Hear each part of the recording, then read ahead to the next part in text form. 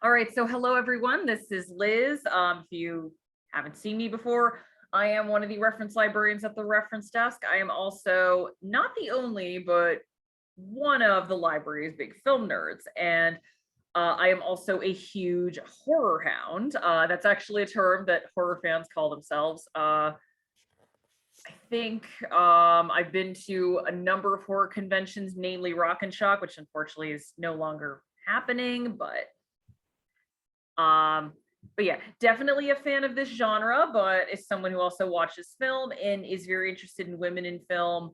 The idea of women in the horror genre has always been interesting to me, especially considering one of the things you consistently hear in terms of a critique of horror is a pretty degrading genre to women. But is it really? We're going to take a look. Todd, I'll just let the last person in and then it is on you. All right, just before we get started, I'm going to ask everyone make sure that they're muted on the lower left-hand side and we will get started.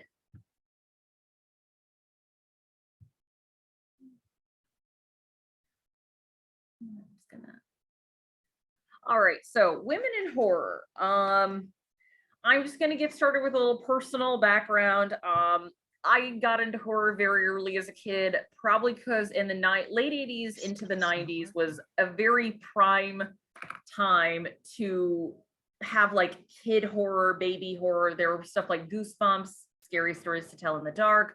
On television, there was Are You Afraid of the Dark? And this was also when the Simpsons Treehouse of Horror was ramping up, and we would see stuff like the Twilight Zone rerunning on TV. So if you were into this genre and you were a younger kid, you had a lot of stuff to choose from to get you into this genre.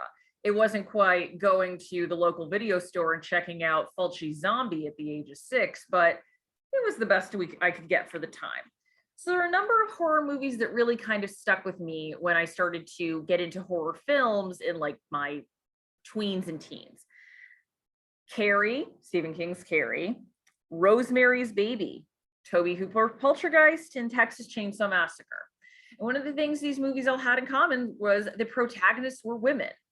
And of course, once I started really watching these, I would get questions from my parents mainly like, why are you watching this? Why do you want to watch something where women are just constantly like in peril?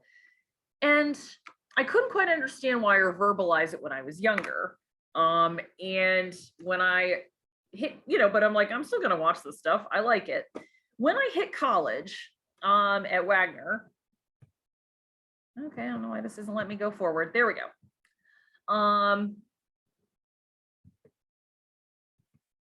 Oops, it is cutting off the top. Oh, well. I found this book by Carol J. Clover, an academic, called Men, Women, and Chainsaws. And she talked about basically women in horror and gender in the modern horror movie. And she has a lot of interesting takes on it. But she opens with a quote by Stephen King.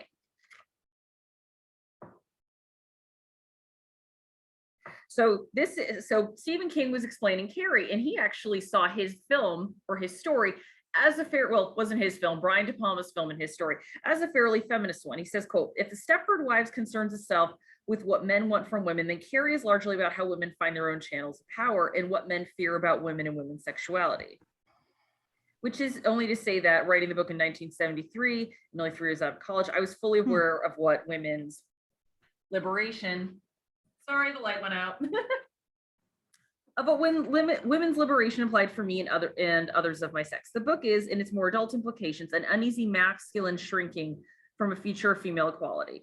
For me, Carrie White is a sadly misused teenager, an example of the sort of person whose spirit is so often broken for good in that pit of men, man and woman eaters, that is your normal suburban high school. But he also then went on to talk about like, hey, we can, even the nerdy kid in gym shorts and glasses can relate to Carrie. And that is what Carol J. Clover kind of focuses on, is that, yes, these movies, like a lot of cases, horror was seen as a genre mainly aimed at men. But the fact that these movies star women and are about women and ask you to empathize with these women can be seen as a fairly subversive, act in film. So I just had this slide saying, like, what do you think when you win? Oh, I was about to say someone is currently has their mic on. If they can just mute that, that'd be great. So what do you think when you think of women in horror? Do you think of like the screaming damsel running from a monster? Do you think of the knife-wielding psychopath like Annie Wilkes or Jason's mom in the first Friday the 13th? Or do you think of the fearless heroine, the final girl? And I think the best answer is you can really think of all three, because horror is a genre that covers a number of roles and experiences for women. And to piggyback off of the Carrie quote from earlier, Carol J. Clover says, it would seem to be that, like Samson, Carrie is all three in turn. Throughout most of the movie, she's the victim of monstrous schoolmates and a monstrous mother. But when, at the end, she turns the tables, she herself becomes a kind of monstrous hero. A hero insofar that she has risen against and defeated the forces of monstrosity. A monster insofar that she has herself become excessive, demonic. She has become the female hero victim. And Clover discusses that more in her book, this idea of women are victimized, but then they become the heroes. We see that in the trope with the final girl and other films as well. I also want to give a shout out to another female film writer called Barbara Creed, and she talked about the idea of the monstrous feminine, which is something we see in horror a lot. We're kind of going to be talking about these tropes in some way, shape, or form throughout this panel, but this is what she divided up in terms of the 6 types and examples. So the first would be the archaic mother. So you have Alien, the queen mother, basically implants something's implanted in your body, it grows out, and then it just creates more. We have the possessed monster. So we see Regan in The Exorcist, the monstrous room, which we see in David Cronenberg's The Brood, vampire from The Hunger. So witch, Carrie falls into that, or we have the more traditional witch. We also have the femme castrice, I spit on your grave, we're gonna get there, and the castrating mother, Norman Bates' mom in Psycho, a mom so overbearing, her son goes insane when she dies. And some movies can contain more than one sort of monstrous feminine. So basically, if you look at Carrie would fall under the witch, but her mother would probably fall under the castrating mother trope. I would say, Todd, could you let Ashley in? All right. I did admit, yeah. Okay, thank you. I was just blocking my site. So before we go further, I just want to give a shout out to some groundbreaking women of horror. So in the lead up to this, I said horror is a women's genre. And I say that because so many of the real, like the foundations of modern horror, I mean, horror existed before Mary Shelley, look at fairy tales, look at folklore, but in terms of modern horror, that road was paved for and the foundations were set by women. Some of the most iconic works were created by women, specifically Mary Shelley, who, like the mother of modern horror, wrote Frankenstein, I think in her late teens, early 20s, and basically recreated a whole genre. Horror would not look like it does now if not for Mary Shelley. Daphne du Maurier, she wrote the stories that inspired The Birds and Don't Look Now, which, by the way, if you've never seen Don't Look Now, fantastic film directed by Nicholas Roeg. Shirley Jackson directed The Lottery, one of the scariest short stories. We all had to read that for school, and The Haunting of Hill House. And also Alice Guy Blache, talked about her in our female directors program, but she was the first woman director, and kind of by default, the first woman to direct a horror film because she directed an adaptation of Pit and the Pendulum. Millicent Patrick, she designed the gill man's head for The Creature from the Black Lagoon. There is also a great book that was written about her a few years ago called The Lady from the Black Lagoon. It's a really fun read. And the author who worked on that did a lot of really good research. Ida Lupino, who, though her directing was more in the thriller realm, she wrote and no, she didn't write, but she directed The Masks, which is one of the most well-known episodes of The Twilight Zone. If you're a fan of House on Haunted Hill, Rosemary Horvath, though she wasn't credited, did help co-direct that movie with William Castle. Deborah Hill, if you're a fan of Halloween, Deborah Hill was the woman who believed in John Carpenter as like, we're gonna, I think you can direct this. And she helped make that movie happen. And she was his collaborator pretty much as long as he made movies. Again, modern horror would look very different if not for Deborah Hill. And finally, Cassandra Peterson, aka Elvira. And for a lot of people, especially women my age, she was the first sort of face of female horror fandom we saw. And contrary to her image, she was never just a dumb sex symbol. She was always someone who was smart. She was also very knowledgeable about that genre. So kind of that sort of like the first time seeing like, oh, this isn't just for boys, it's for girls, and we can also be experts in it as well. You know, Elvira, a continued hero of mine, and partially an inspiration for some of my eye makeup. So I don't think we can talk about this without talking about Marion Crane, probably the most famous death in horror. The only other death so famous I can think of is, Todd, do you want to have a guess of who I'm thinking of? In terms of the other most famous death in horror. Ooh. It is a woman.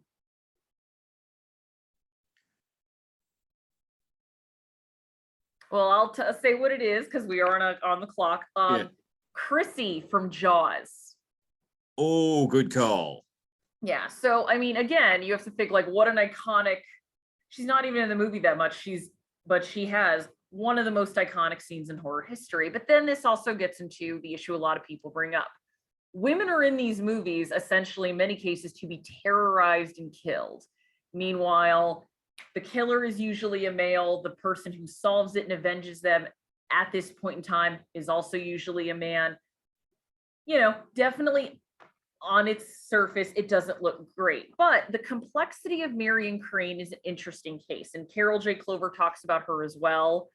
Kind of the idea of she's a morally ambiguous woman, you know, and of course, in movies, in a lot of cases, the more morally, you know, irreputable women are the ones who are slated to die, not just in horror, but in, you know, any kind of fiction.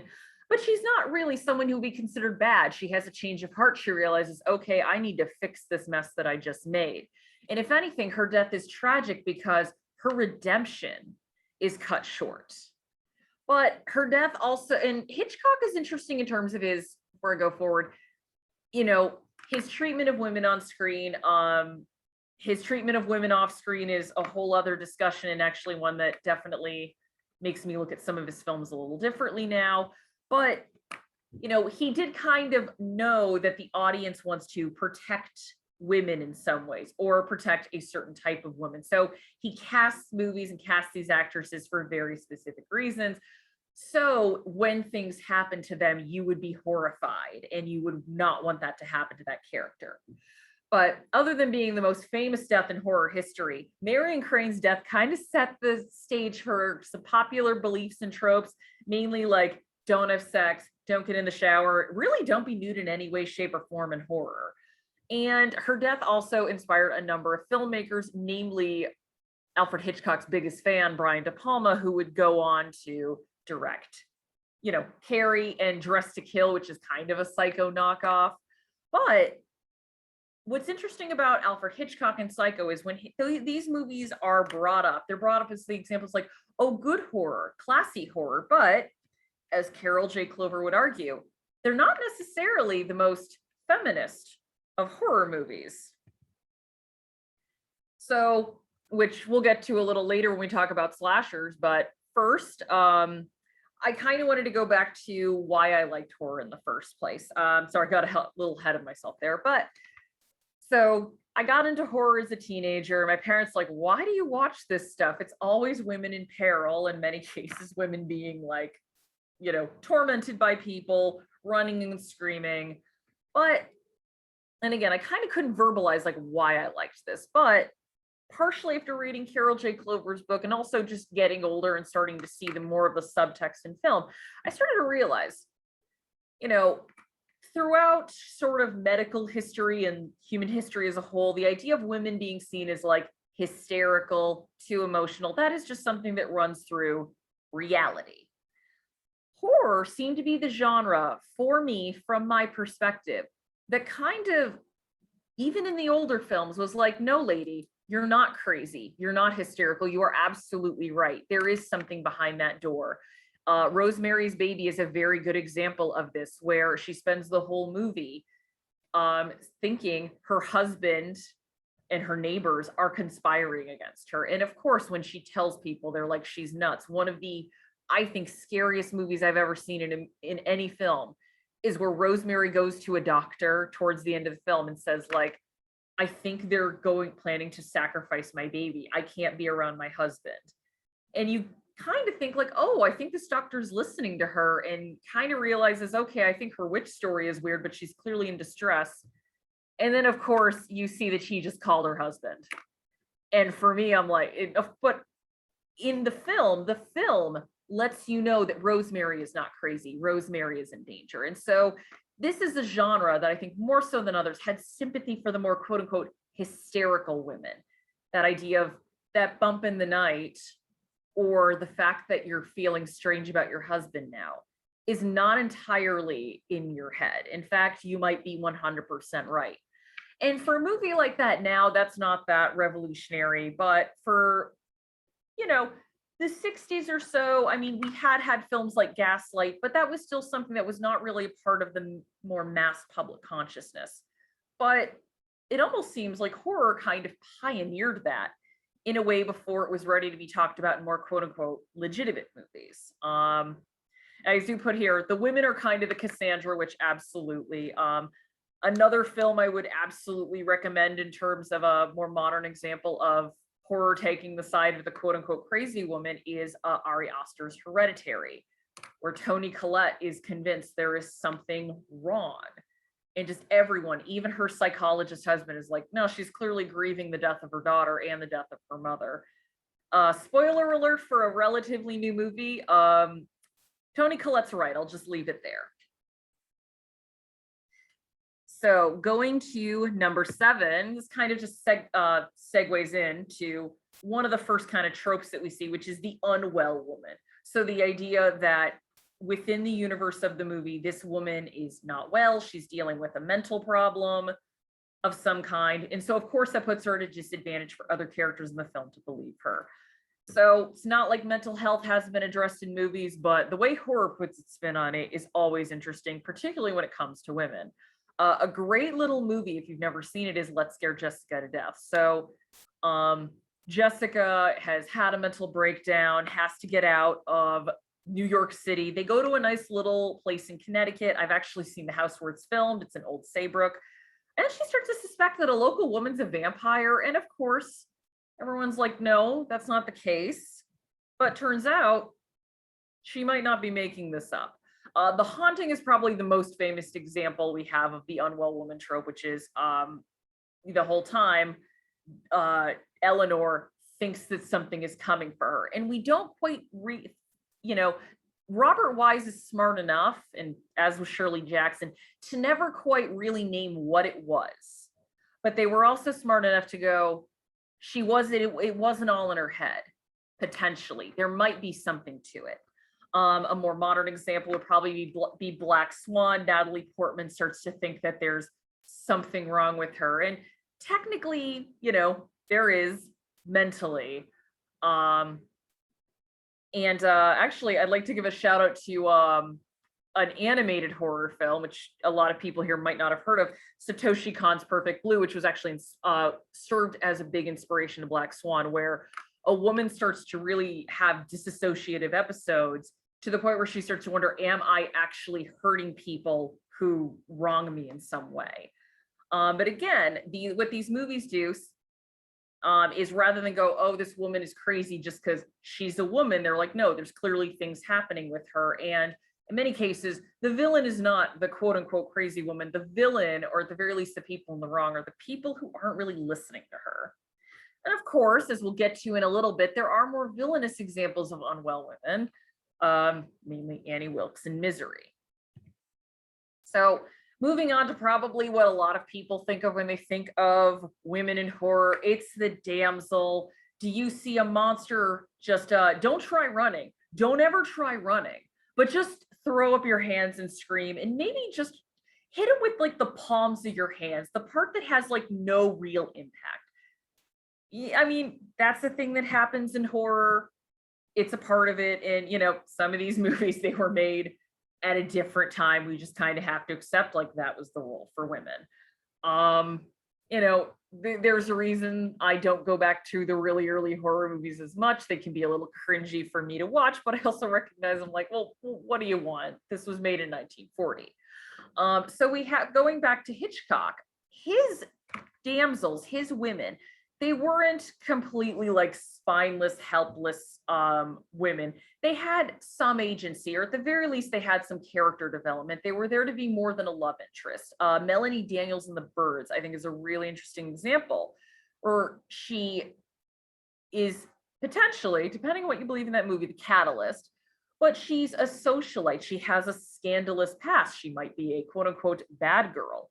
And though she needs saving, she's also someone who throughout the film will take steps to try to save other people.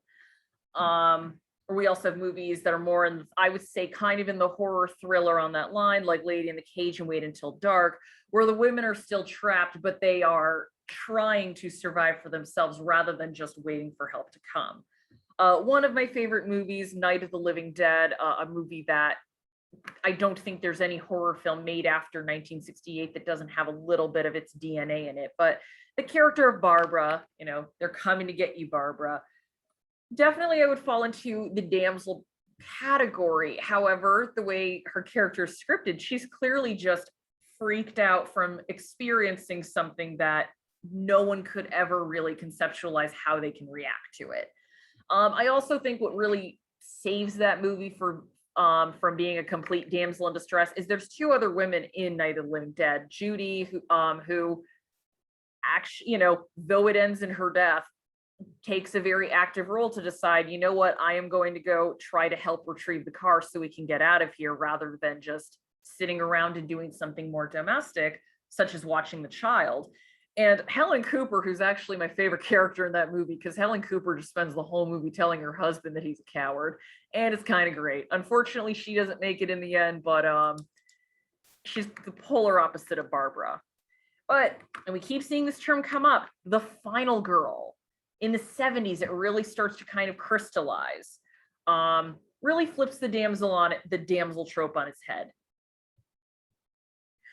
So we're going to have to get to this eventually. If you watch horror, there's always mother characters, and in many cases, they can be terrifying. So Norman Bates's mom is probably the most terrifying mother we don't see in a movie, because we're like, clearly something happened with her to make him do all that. And that's also, I would argue, a fairly sexist trope, and it still exists today. The idea of like, oh boy, something goes wrong with someone, blame the mom. You know, it definitely has its roots in something, again, probably considered a little sexist. But similar to a few years later in Japan, there's a film called Onibaba, where it's a woman who's trying to survive with her daughter-in-law, and they form a bond to the point that where the daughter-in-law thinks she might find someone else. Onibaba decides like, oh, I'm not going to have that. Then, of course, you have Carrie, the ultimate religious fundamentalist mother. Great performance by Piper Laurie, in my opinion, should have won the Oscar that year. But, you know, the Oscars like to give horror. The Oscars only give horror awards like every 15 years or so. And I guess since Ruth Gordon had won for Rosemary's Baby, it's like, nope, not yet. And of course, if you've seen Friday the 13th, the original movie is Jason's mother, and she's taking revenge on Crystal Lake because they let her son die, which, yeah, she's killing all of these teenagers, but at least the movie provides it with some like, oh, I can kind of see her rage a bit. And then, of course, you have mothers as more passive characters or fodder for revenge. Wes Craven's The Hills Have Eyes. The two mother characters are quickly killed and dispatched, and their death, granted along with the death of the father, essentially just happened to inspire the remaining members of the family to seek revenge. Then you have The Brood, which we'll discuss more in body horror, where it's definitely a monstrous womb type of woman. And Wendy Torrance, who I think Wendy Torrance is a character that often gets painted as a fairly passive and meek female character in horror. I think her character deserves a bit more reevaluation. I think she is someone who has dealt with a very abusive husband for a long time and is kind of just like, I'm going to walk on eggshells. I don't know what type of day she's having. However, when the chips are down, when Wendy starts to see that Jack is just beyond, she's like, okay, I'm going to leave. And she just quietly picks up that bat because she goes, I might need this. And she, at the end of the movie, she gets out. She's able to save herself and save her son, which I definitely don't think is something that, you know, a meek, quote unquote, helpless person can do. And now, you know, as we get to more modern films, we have stuff like The Babadook, we have Us, we have Hereditary. Women are more the central characters, or mothers specifically. Mothers are more central characters in horror rather than just tertiary background characters. And I would like to highlight a film that came out recently called Prevenge. It is about a woman who she lost her husband in an accident. She's pregnant and she starts to think her fetus is telling her to kill the people responsible for that. And Alice Lowe, who wrote and directed the film, talked about what the inspiration for that was. She says, quote, I kind of took all my frustrations of what I was feeling and put them into the film. Lowe said, beset from pressures that came from both outside and inside, body changes, new responsibilities, different expectations. Lowe couldn't help but feel that her principal profession wasn't helping either because Lowe was an actress. She goes, it's those pressures times 20 when you're an actress, where people's perception of you are everywhere. Suddenly you're a mother and people think differently about you. You don't have control over your job anymore, all of this stuff. I was feeling very grim about it and I just put it into this film. So we have the film Prevenge, which is about a woman kind of feeling like she might be losing her identity a bit due to her pregnancy. And, you know, though Alice Lowe clearly has talked about, oh no, I love my kid, I was just putting my anxiety into this. It's very interesting to see when women take the reins and try to make a horror film about motherhood, some of the anxieties they channel versus when men make the movie about motherhood and it's more either mothers dying or mothers potentially losing their children or mothers being a villain. So speaking of villains, again, we're going to get there. The female villains in horror. We have stereotypes and we have more, you know, complex characters. So a lot of horror movies and thrillers, when we have women as the villains, they're motivated by some kind of revenge or obsession. Misery, Annie Wilkes, really loves those books. Play Misty for Me. Jessica Walter is obsessed with Clint Eastwood's character. Fatal Attraction, Glenn Close is not going to be ignored. Single white female, you have Jennifer Jason Leigh, who just wants to become Bridget Fonda because she's motivated by, and I'm going to say this, I like this movie, but by very ill-defined survivor's guilt. Even the Stephen King story, Christine, there's a car, a quote unquote female car, where if her driver is going to be with another human woman, she can't handle that. So, and again, I should note, these are movies that were for the most part written and directed by men. So I think it's an interesting look at what they think motivates women's obsessions. In many cases, it might be jealousy, usually surrounding a guy or potentially another woman. But horror also gives us, as we saw with Carol J. Clover's quote, like kind of a sympathetic villain. So again, Carrie, yes, she killed her whole class, but Carrie was just pushed to the limit at that point. She felt there was nothing else she can do. And the film, you are entirely identifying with Carrie. Like there's a reason that a lot of people watch that movie. When the prom scene comes, it's like, you know what, good. Most of these people were awful. You feel bad for Tommy Ross and the gym teacher, but for the most part, it's like, no, these people were jerks. I'm glad. We also have the serial killer films, which mainly, if there's a serial killer movie, it's about a man because there just haven't been as many female serial killers. Eileen Wuornos, when she got her prestige movie treatment, though, she definitely had a more sympathetic bent to her than some of her contemporaries did. And some of that has to do with the fact that Eileen Wuornos' backstory is a bit more sympathetic than Ted Bundy's. But it's interesting that they didn't go the full, despite the name of the movie, the full monster with her. In a more modern example, if anyone saw Jordan Peele's Get Out, the late reveal that Allison Williams is in on it with the rest of her family as a villain. And that was an interesting example because a lot of people after they saw that movie tried to defend that character. Like, no, she was just brainwashed by her parents, to the point where Allison Williams herself said, please stop making excuses for this woman. She is an adult. She made a choice to join her family in this awful practice. She's just as bad as the rest of them. One of the things I've kind of liked about horror is that women can be pure evil, but it's never, it doesn't always seem to just be like, well, it's because they're women. Women are just inherently evil. It's more, they just decided to make the villain a woman. And of course, this isn't the case in every movie, but again, a movie like Get Out or The Bad Seed or Rosemary's Baby. Rosemary's Baby, where the villain is just basically anyone who's not Rosemary. But again, you have the character of Ruth Gordon, this very cute little grandma type being, a Satanist. And it's one where I'm like, it's a little bit more fun. And you get the sense that the women playing these roles are having a lot of fun too. All right, so on to some more just like general subgenres of horror. Ghosts. Who here thought they've seen a ghost? Vision of the afterlife. Who knows if they're real or not, but in horror, ghosts are, for the most part, always real. The most interesting ghost movie for me in terms of women and horror is Tobe Hooper's Poltergeist.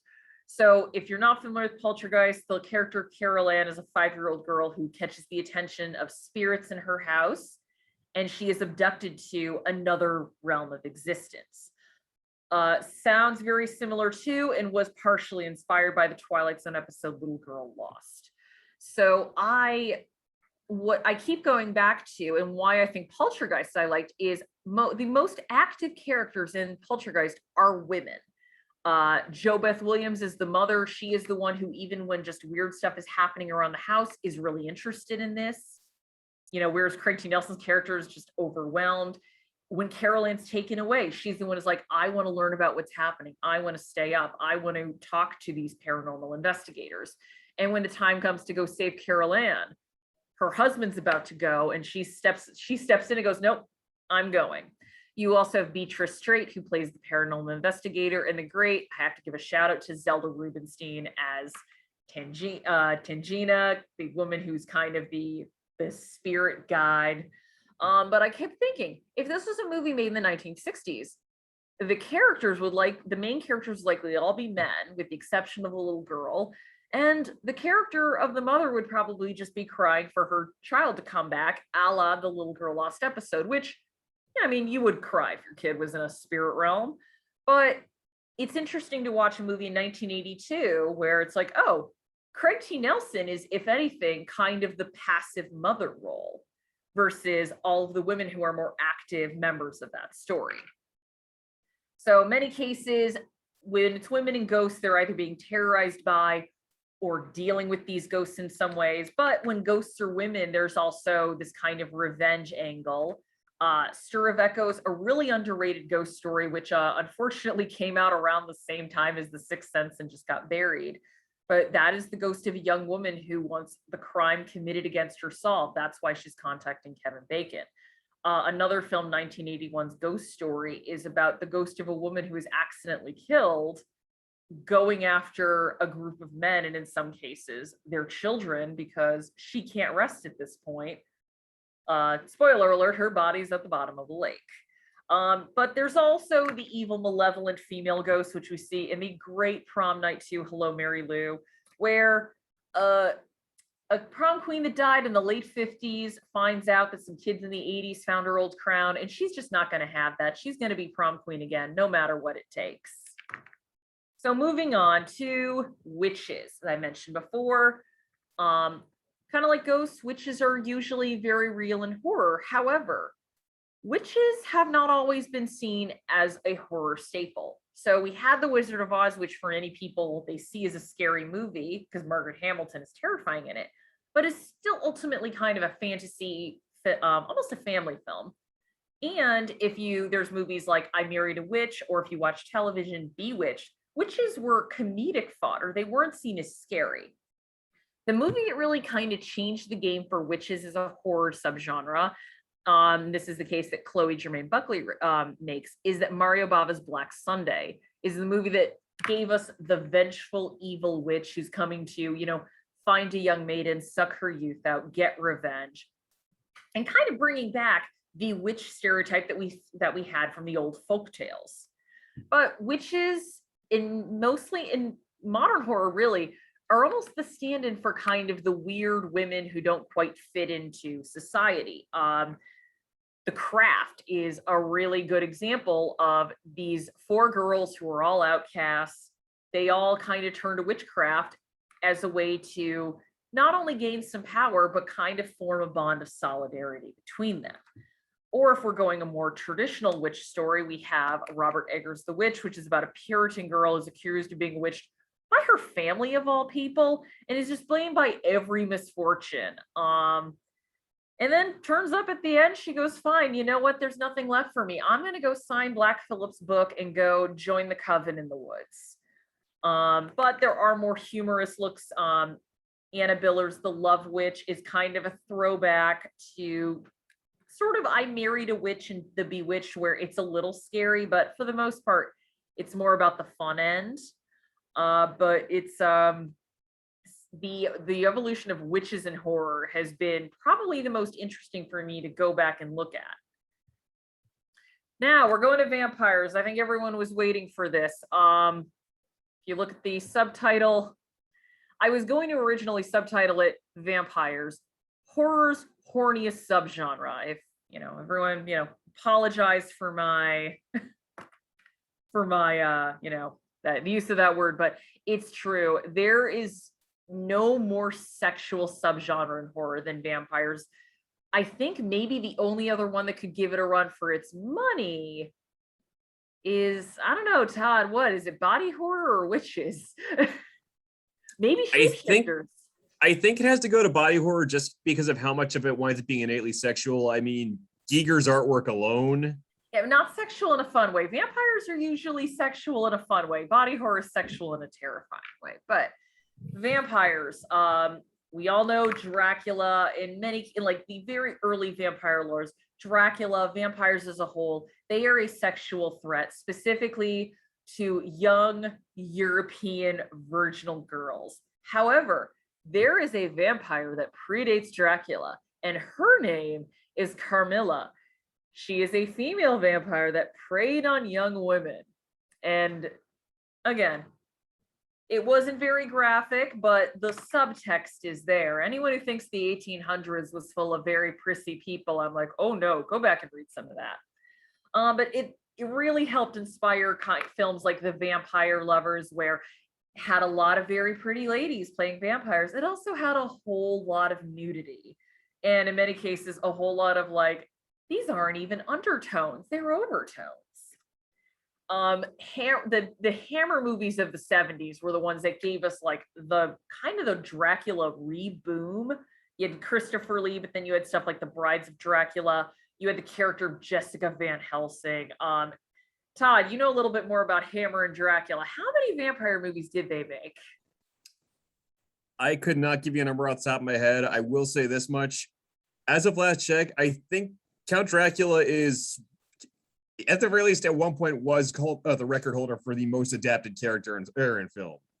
It's like between him and Sherlock Holmes. Yeah, I was going to say it's him or Sherlock. But if you ever want to see, like, I would say, the original Dracula, very like suave, sophisticated. Also Frank Langella's Dracula, same kind of suave, sophisticated. You want to see another side, the more like, oh, you're definitely trying to get the teenage boys at the video store. Go look at some of the 70s and 60s vampire movies. They are, they're fun. Roman Polanski got his start with Fearless Vampire Killers as well. That's where he met his wife, Sharon Tate. Who directed, was it Tony Scott who did The Hunger? Yep. Yeah, okay. I keep thinking it might have been Adrian Lynn, and I'm like, nope, it wasn't him. The Hunger, so you have Catherine Deneuve, I can never say her name. who is a lover with David, her lover's David Bowie, but she is someone who clearly does not really pick or choose between genders. That was also, from what I've read from people, like a huge selling point for younger men of like, oh, I need to go see this movie. Then you have Catherine Bigelow's Near Dark, which is it's not suave, it's not pretty. Usually we see vampires in these movies, they're living in nice ornate castles or apartments, they're moving around. Catherine Bigelow's Near Dark, the vampires are these nomads who are just going from place to place, killing people. And you have, two of them are women in that group, and they are just as much of a predator as the men of that. But there's also still the angle of sexual threat towards a woman. The main character's little sister is being eyed as to be turned by one of the vampires who he has the body of a 10-year-old boy, but he's also decades old. So that's a whole other layer of, I would say, like real adult fear there. But Catherine Bigelow takes that kind of general idea and turns it into something even scarier. This idea of this old man who's been stuck as a child for so long wants a partner. And we also see that on the female end. If you've ever seen Interview with a Vampire, the Carrie of Claudia, played by Kirsten Dunst, turned as a child initially to be like a child for Louise and Lestat. And then of course she gets older, she starts to realize, wait a minute, I'm stuck like this for life. I am mentally 30 years old. And that adds like this whole other different and frankly even more disturbing layer of like, not only are you immortal, but you're immortal as a child, meaning anything you'd want to do as a lot of things that you might want to do as a mature person, you cannot do. And vampires have gotten kind of, not quite a makeover, but after Twilight, there were a lot of creators who felt they had to redeem this creature. One of the great new movies of the 2010s was A Girl Walks Home Alone at Night, which is a weird take on both. I would just call it an Iranian Western vampire movie and leave it there. It's a very good take on vampires. And recently this year, the film Jacob's Wife, which stars the great Barbara Crampton, it takes the vampire not as a sexual awakening, but more of a personal awakening. Jacob's wife is someone who is just known as Jacob's wife. And then when she gets turned, she starts to realize, wait a minute, I have a whole lot more, presence and courage and agency than I used to. And I like being this way. I don't want to be turned back. So we're going from vampires to shapeshifters, AKA what is not a metaphor for puberty, because pretty much in the horror genre, everything is. The idea of shapeshifting, this goes back to folklore. If you read a lot of indigenous legends, there's always stories of, people could get bitten by a wolf, or they could potentially just turn into a creature at will, or indigenous legend, there's the deer woman who's half woman, half deer. Horror kind of takes that in many interesting directions. So cat people, both the versions. There's this Simone Simon plays it in the 1942 version, Nastasia Kinski in the 1982 version, a woman who fears that if she has sex, she will be turned into a panther. The 42 version is a little bit more ambiguous. The 82 version is not, but it is this idea that, again, sexual maturity might awaken something inside of you that you can't control. A Spanish language werewolf movie called Werewolf Woman, a woman who is a victim then harnesses her rage to become a monster, and if anything, avenge herself and prevent other attacks from happening. So again, this idea of like, oh, kind of taking this in a little bit of a different direction. The idea of this power isn't exactly something that you need to fear. You can harness it potentially to help others or help yourself. And as I mentioned earlier in the pre-show chat, Ginger Snaps, great little movie from Canada. Catherine Isabelle plays a girl bitten by a vampire. They haven't had their period yet. That's brought up in the movie because the werewolf bite in the kind of transformation into werewolf is 100% a metaphor for puberty and specifically getting your period. right underneath, like this whole list just gets weirder and weirder, everybody. There's a great film called Teeth where a woman's first younger, well, not a young girl, teenager's first sexual experience, she discovers that she has an extra set of teeth. And I'll let y'all figure out where. And Megan Fox and Jennifer's Body, a great kind of shapeshifter movie, by the way, that has a demonic tilt. It's a demonic sacrifice gone wrong, but then that is what starts to, she's already the prettiest girl in school, but then she develops an appetite for boys. And what's interesting about Jennifer's Body is the character makes an illusion that she's not a virgin. But again, this idea of, oh, now she has an appetite for men that can't be contained, to the point where she goes after her best friend's boyfriend. And if that doesn't sound like the fear that some other young girls have about their hotter friend, I don't know what does. And just rounding this out, a great film, Raw. A veterinary student is hazed into, she's a vegetarian. During hazing practice, she's forced to eat raw rabbit meat. And she starts to develop, a taste for human flesh, as it were. And she also develops a taste for potentially prettying herself up a bit more. Again, the way that horror takes puberty is just in like, it's interesting because on one hand, I'm like, oh, this is a fun way to see like what is probably everyone's most painful time in their life reimagined on screen. On the other hand, sometimes I look at this and I'm like, it's not as dramatic as changing into a wolf, everybody. So speaking of horrifying things happening, women in body horror, biology is horrifying. So Todd, would you like to explain body horror very briefly again?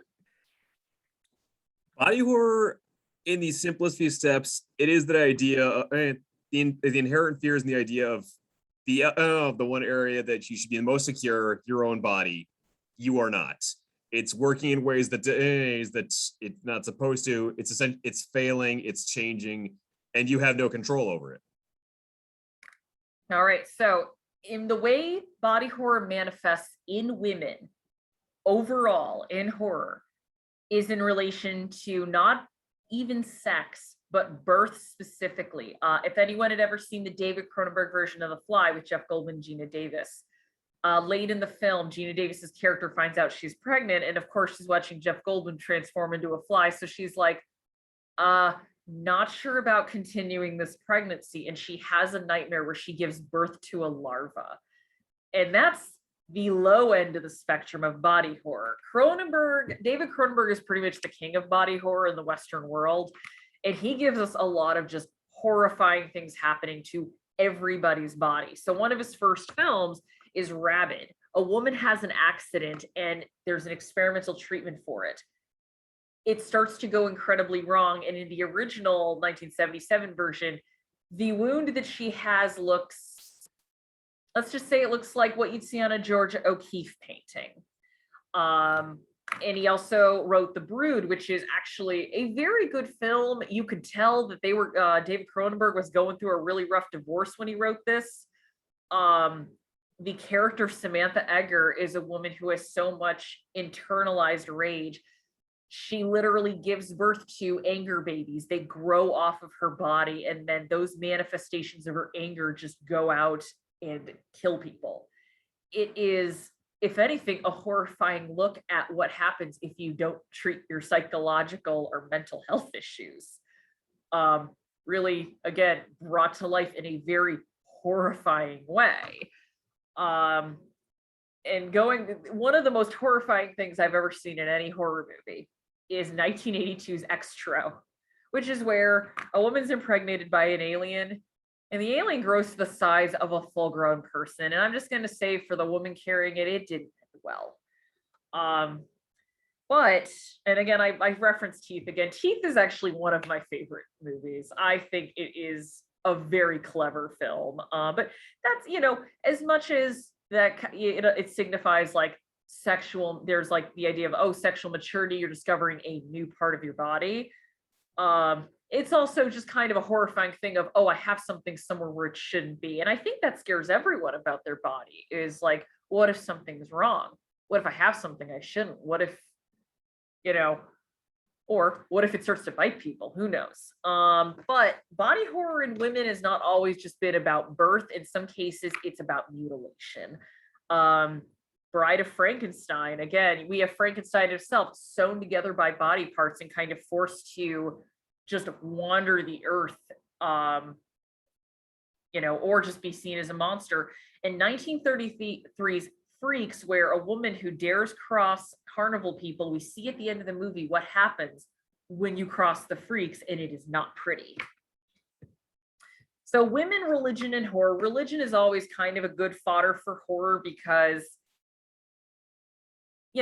the devil is scary.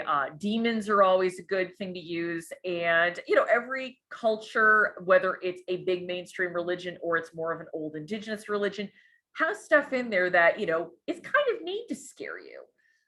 So in early horror, specifically Western horror, the good Christian European women needed to be saved from the devil or from Dracula. And in many cases, sometimes they were just there to be kind of victimized by something versus the ones trying to save themselves. Carol J. Clover writes about The Exorcist and kind of where she felt it is, kind of falls short. For her, it mainly doesn't seem to be about Reagan. Reagan is just, as Barbara Creed would put it, the possessed monster. She says, quote, Karras' spiritual anguish, his alternation between desire to believe the Christian explanation for Reagan's condition and his rational inclination to believe in the psychiatric explanation, is what Blatty's novel is centrally about. Director Friedkin's decision not to render that anguish in voiceover or monologue prayers, but rather hint at it in externals, hence all the shots of Karras looking pensive, sad, distressed, and exhausted, leaves us with a nearly incoherent cinematic text. But even in the text we glimpse from the novel makes it abundantly clear that for all its spectacle value, Reagan's story is finally significant only insofar as it affects the lives of others, above all the tormented spiritual life of Karras. I mean, I'm not saying The Exorcist is a bad movie, but that is, I think that might even explain why that is a movie that has not grabbed me the way other horror movies have. Reagan and her mother almost feel like afterthoughts, especially in the second half of that film.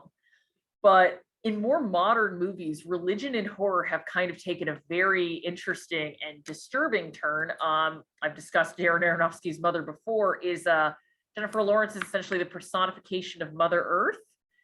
And him, who's supposed to be a god type character played by Javier Bardem, and his followers essentially just destroy her. The final 30 minutes of that movie are still one of the most terrifying things I've seen in my life. 2020 gave us Saint Maud, which is kind of the dangers of fundamentalism, but not a woman who is being tortured by fundamentalists. It is a woman who, due to a personal trauma, turns to fundamentalism and kind of creates a personal hell for herself. Same year, The Lodge is Riley Coe, who I think The Lodge is a very underrated film. I'd really recommend watching it. She is a survivor of a religious suicide cult, The Soul Survivor, and she is tortured by these really awful children who think, oh, if we can make her go crazy again, I'm spoiling the whole movie here, maybe her dad will leave her. But they end up triggering her into having a massive psychotic break. And, for as much as Halloween Kills has been taking about oh no, it's about trauma and how people react to it, I think The Lodge is a much better take on just any kind of trauma. But the idea of a woman who as a child survived a Jonestown style event is a really interesting framing device. So we are now going to some of the terms we hear a lot for horror. And one of them is the Scream Queen. I'm sure we've all heard this, usually described, it's given to certain actresses.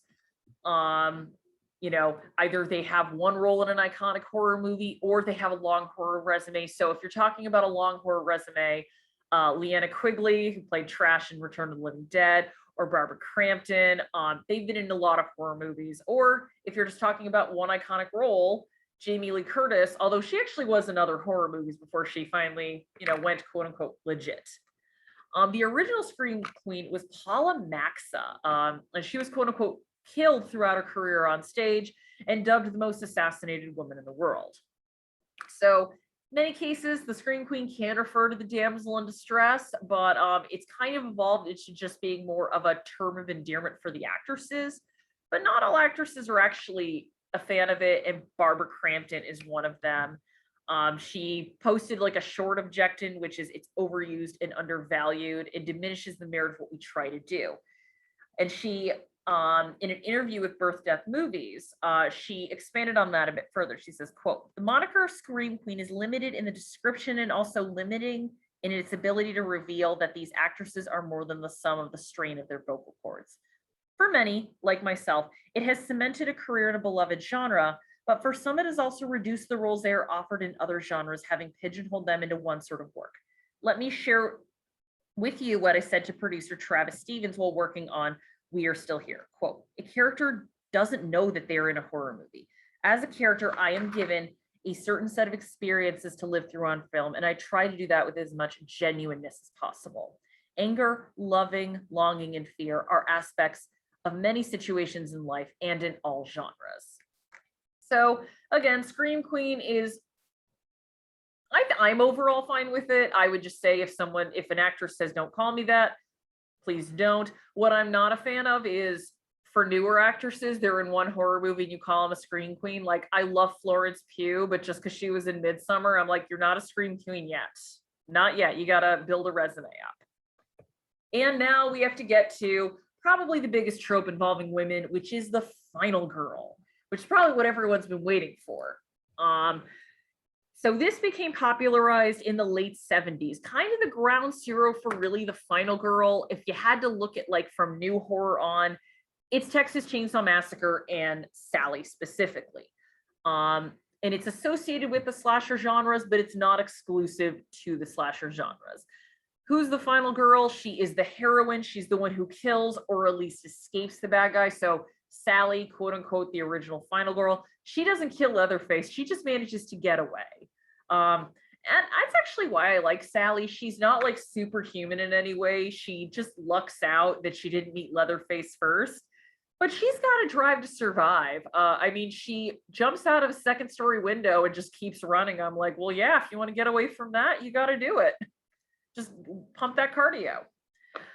So Carol J. Clover describes it as, quote, she is the one who encounters the mutilated bodies of her friend and perceives the full extent of the preceding horror and her own peril, who is cornered, wounded, whom we see scream, stagger, fall, rise, and scream again. She is the abject terror personified. So kind of going back to, why do you watch women be terrorized?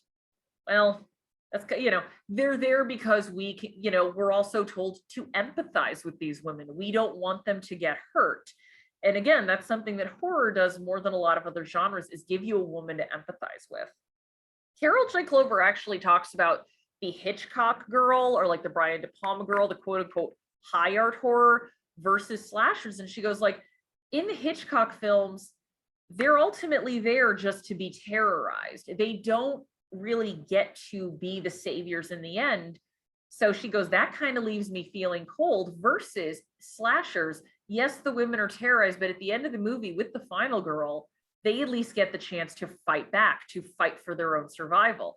And she actually makes the argument that these quote unquote lower art horror movies potentially might be, at the very least more feminist than some of the higher art horror films. So classic examples, we all know Laurie Strode, Texas Chainsaw, Sydney from Scream, who's really kind of a take on the trope in and of itself. Friday the 13th, and Ellen Ripley, Alien, kind of counts. So what are the traits of a final girl? They're virgin or virginal, or at the very least not focused on a romantic interest. They're smart, they're resourceful. They are a quote unquote good girl. But, especially as movies evolved, we see more wiggle room. Sydney is certainly not virginal. Sally, again, I don't even know if I consider Sally smart. We don't know that much about Sally. All we know is the fact that she did encounter Leatherface first, like the rest of her friends, meant she lived through the day. At the very least, she's someone who has, again, a pretty big will to get the heck out of there. And in more modern movies like Happy Death Day, the quote unquote girl who would be considered, bad, she's the hero of the movie trying to save herself, and the girl who would be considered good, like the good student, doesn't party, doesn't go out with boys. She's actually the one trying to kill her. So, you know, we see interesting subversions of that. So we now have to ask this question: can sex get you killed in a horror movie? Well, you know, I guess I should say it depends. There is the sex equals death rule. And when Scream came out, there's that whole monologue Jamie Kennedy has of these are the rules you need to survive a horror movie. And the big one is never have sex. Sex equals death. But is that really the rule in horror movies? I mean, I should bring up Scream really only references 2 or 3 films. Horror is a very vast genre. So, you know, and again, the final girl, the idea of sex equals death, that is something that predates film. The idea of the good girl is rescued, the bad girl is punished, you know, as a way to pay for her transgressions. It's a long-standing trope, not just in fiction, but in life. But the rule in horror isn't as hard and fast as some people would make it. So as I brought up, Sydney has sex and survives and ends up killing the killer. Texas Chainsaw Massacre, we don't really get any indication that Sally's virginal. I mean, she and her friends are a bunch of hippies in a van. And it was the 70s. I'm assuming no. If you've seen the original Black Christmas, the first death is a quote unquote good girl. And actually, pretty much all of the girls, with the exception of Margot Kidder in Black Christmas, would be considered good girls. They're just more complicated because we actually get to see them as people rather than slasher fodder. John Carpenter's The Fog, Jamie Lee Curtis's character, who is notoriously, at the very least, romantically averse in Halloween, has a one-night stand, and she's one of the characters who makes it to the end. And one of my favorite examples I like to point out, because I just love Night of the Comet so much, the character of Reggie survives the end of the world because she spent the night with her boyfriend in a steel covered projection booth. Long story short, comet hits the earth, a lot of radiation. If you're in a steel shelter, you were okay. So in that case, sex didn't equal death. Sex equaled surviving. But then, of course, the more interesting thing that movie does is the sex equals death affected her boyfriend because he went out and ends up getting attacked by a zombie, whereas Reggie, who's she pretty much has all of the other final girl tropes. She's smart, she's resourceful, she knows how to take care of herself, is the one who can protect herself and keep herself alive. But as I say here, you know what? If there's a killer on the loose, best is to not get busy and, I don't know, grab a weapon and make sure you have good shoes for running. So is the slasher movie degrading? Well, you know, we have on one hand, like there are people who accuse the slashers like this is your way for male filmmakers to enact their violent fantasies on women. Women have written slasher movies. Women have now directed slasher movies. And again, if we look at the final girl trope, the more capable characters are usually women rather than men. And, you know, again, as this genre evolves, we get to see, you know, more filmmakers play with it. So Carol J. Clover writes, page 33 of her book, which I'm trying to find right now. One of the things that she writes is, quote, in the slasher film, the sexual transgressors of both sexes are scheduled for early destruction. So basically the idea of doesn't care who you are, you're pretty much just going to go, it doesn't matter what your gender is. And later on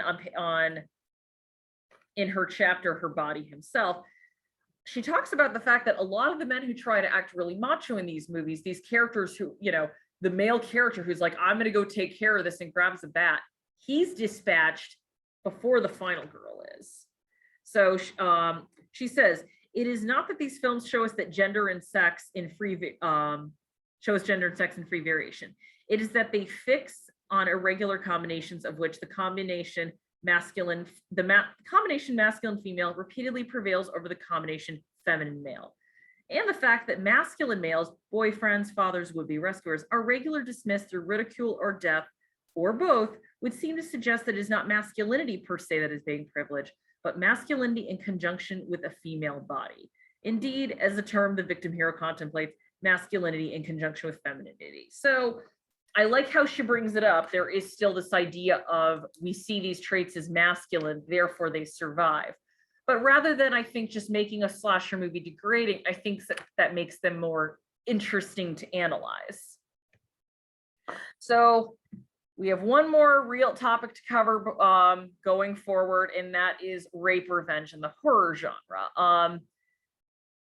I should probably get this out of the way by saying, if this is not something you want to talk about, I would say come back in 5 minutes. But rape revenge is a fairly modern genre in film, or subgenre, but it's really been a part of fiction for a while, and in mainstream films. So there was stuff like Lipstick, Death Wish, Straw Dogs. Carol J. Clover talks about that a lot in her book. But the one that everyone thinks of that comes up in the horror genre is I Spit on Your Grave. So in these films, the woman is assaulted, she's tortured, usually left for dead, but she seeks out her attackers to avenge herself, whereas in movies like Death Wish and Sudden Impact, Straw Dogs, the man is doing it for her. And so Clover talks about what separates movies like I Spit on Your Grave, Abel Ferrara's Miss 45, and Ladies Club is that rather than men avenging the crime, the women are doing it for themselves. And movies like I Spit on Your Grave have often been accused of almost reveling in the brutality against the character. And Clover talks about I Spit on Your Grave, and she says, it is a roughly made low budget production. Like a number of revenge horror films, it clearly owes a debt to Deliverance. Though there are a couple of men-only sequences, the film is framed from beginning to end as Jennifer's story. And then she talks about how none of these sequences are really made to have you take joy in anything happening. And again, this is not a movie I would really recommend to anybody. It's really a proceed at your own risk. But as someone who has seen it myself, I definitely don't think you're supposed to enjoy the first half of that movie. The second half, on the other hand, is a very cathartic experience. And we've kind of seen it grow out of a horror subgenre that was considered to be like very seedy and kind of move its way into more higher art films. So an example would be Promising Young Woman, which won Best Original Screenplay last year. That was actually one of my favorite movies of last year. Thelma and Louise, at the beginning of that movie, definitely. And I actually love that Clover kind of drew this comparison, The Accused, which she calls the higher version of I Spit on Your Grave. And in like their Coralie Forgeau's Revenge is another, it's came out in 2017, again, more of a modern take on that, or Jennifer Kent's The Nightingale. And it is interesting to see what men do with this genre versus how women take on it. But I would also say, just because a man directs this movie, a film like this would not automatically make it sexist. As Clover points out, what she looks for is, who is this film asking you to empathize with? And in films like I Spit on Your Grave and Miss 45, you are 100% asked to empathize with this victim. This is their story, versus a film like Straw Dogs. It's not asking you to really empathize with Dustin Hoffman's wife as much as it's asking you to really go on this journey with Dustin Hoffman. So just a little kind of, while we're wrapping up, talking about exploitation in B movies, because women in horror in that's a complicated story. So basically, if there's nudity and violence, exploitation movies are going to amp that up. But again, sometimes there's good with the bad. The Roger Corman Factory, as B grade as those movies were, some of the women he would have would actually be fairly like gutsy ladies. Beverly Garland is a really good example. Like she always, and she said she liked to play characters that had a spine in her movies. If anyone's a fan of Mystery Science Theater 3000, they did not like doing a lot of Roger Corman movies, but if Beverly Garland was in them, they were like, oh, well, at least we have someone interesting to focus on. And Corman would also give women a shot at filmmaking before, like when it was still hard to break in mainstream filmmaking. So Stephanie Rothman, who directed stuff like The Student Nurses, or Barbara Peters, who directed Humanoids of the Deep. Although Barbara Peters directing Humanoids of the Deep is not exactly a positive experience for her, because she did not want to film more graphic scenes of assault, and the producer went over her head and just had other scenes added in. And after that, she goes like, well, I'm not working with film anymore. I'm just going into television.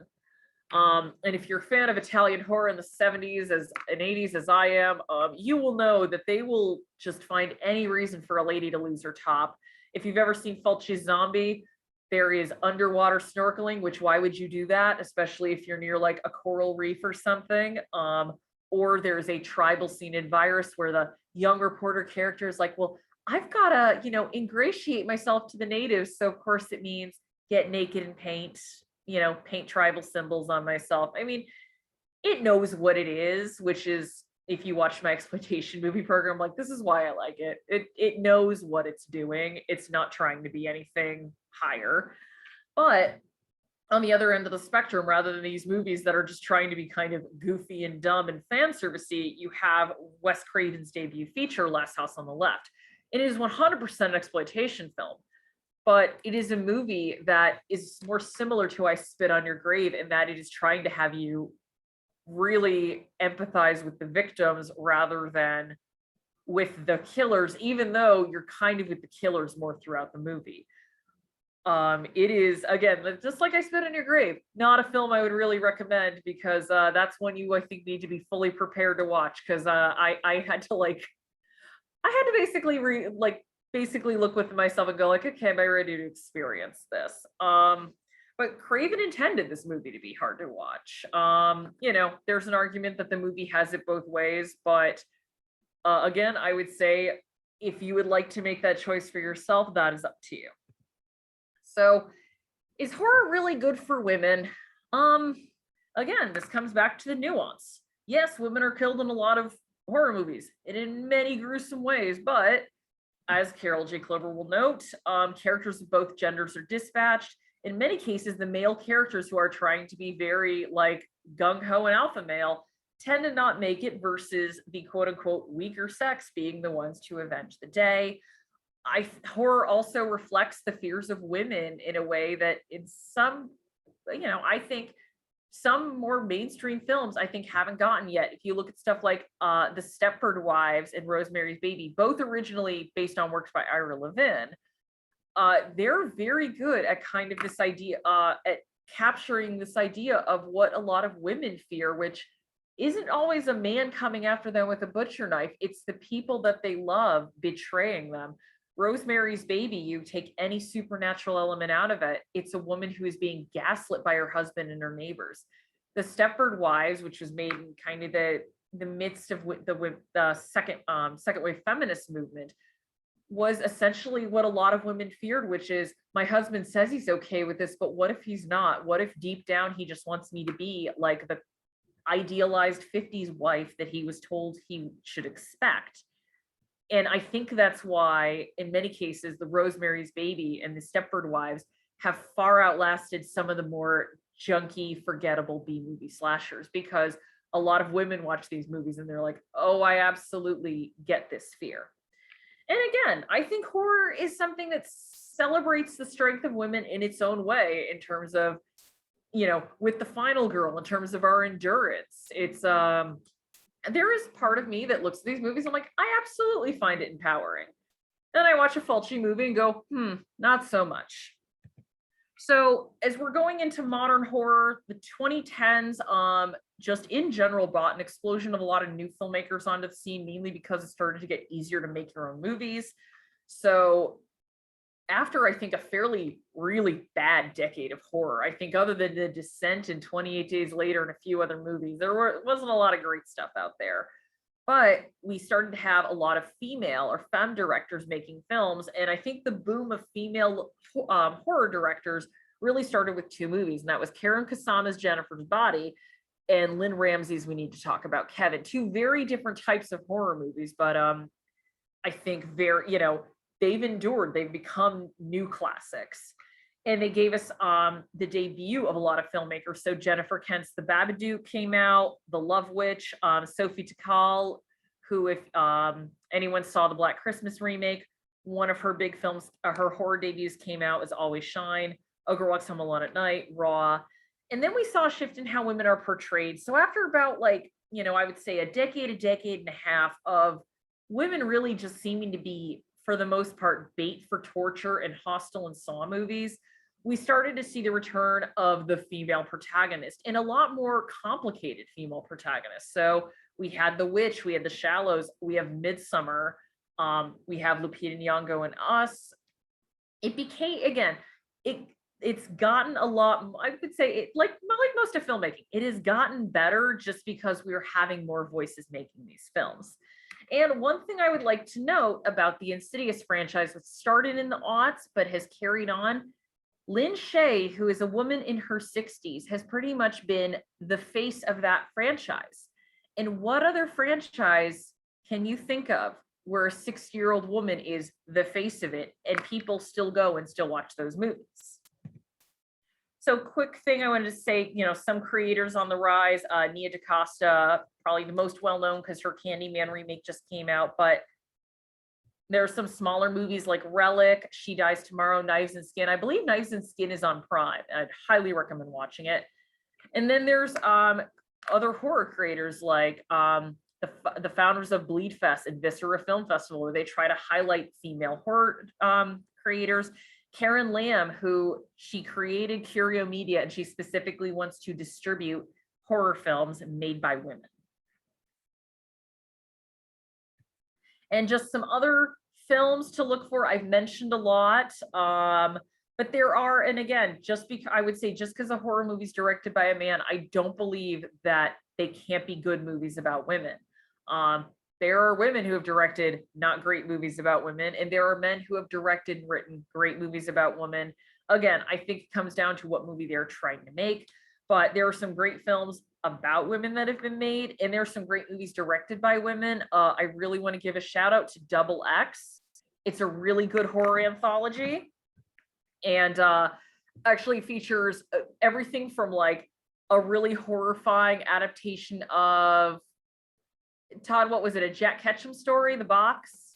Yeah. The Box, to a horror comedy. And it's a really, with 4 movies, it runs the gamut of, it show you like, oh, each woman has a different take on this genre.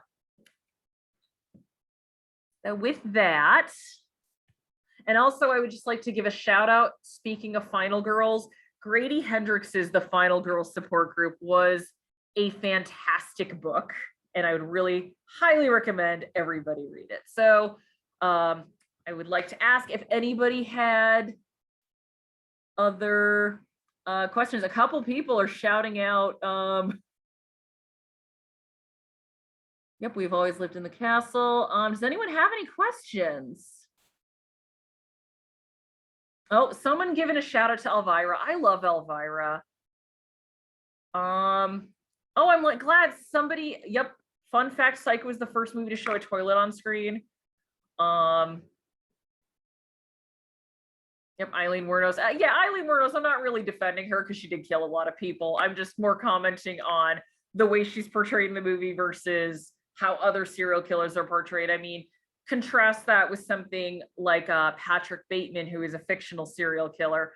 And actually, to kind of go off on that, like American Psycho was directed by Mary Harron, who is a woman. And having read the book of American Psycho, the film American Psycho, I can say is 100% better than the novel. I am not a Bret Easton Ellis fan. I have tried. American Psycho just disturbed me. And that is a book where I almost wonder if Bret Easton Ellis kind of reveled in the abuse that Patrick Bateman was inflicting on women.